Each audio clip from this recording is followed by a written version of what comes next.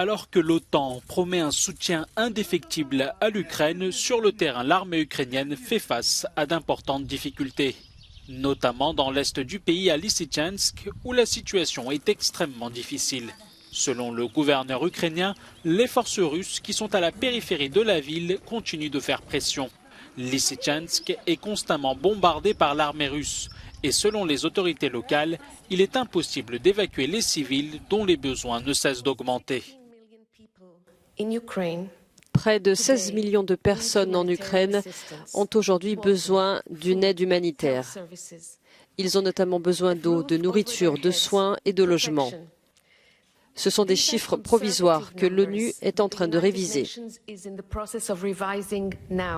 Ce jeudi, l'Ukraine s'est félicitée du départ des forces russes de l'île aux serpents, dont Moscou avait pris le contrôle dès les premières heures de son offensive. Alors que Kiev y voit une victoire hautement symbolique, la Russie a affirmé avoir retiré ses troupes en signe de bonne volonté et pour faciliter les exportations de céréales ukrainiennes par la mer Noire. Le président russe a de nouveau affirmé ce jeudi que Moscou ne faisait pas entrave à l'exportation du blé ukrainien. Selon lui, ce sont les sanctions occidentales qui menacent la sécurité alimentaire.